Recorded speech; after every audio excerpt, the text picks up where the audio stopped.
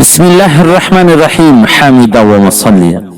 محترمینو، یو محترم ورور دا پوښتنه کړې ده چې موږ ټول ورونه قرضدار یو، ډېر زیات قرضدار یو. موږ چې هر څه لرو که دا ټوله ورکړو له قرضې نه په ادا کېږي، نو آیا پر موږ باندې اختری سته او که نسته؟ محترمینو، که یو سړی دومره قرضداره وي چې دی خپله هر څه سرمایه پکې ورکړي، قرض نه په ادا کېږي، نو پر دا سړي باندې اختری نه دی واجب. دا سړي ته د قرض ادا کولو فکر کول پکار دی، اختری دی نه کوي. په حواله سره د امداد المفتیین جلد نمبر 2 صفحه نمبر 685 د قربانۍ د مسایلو انسایکلوپیډیا صفحه نمبر 160. والسلام.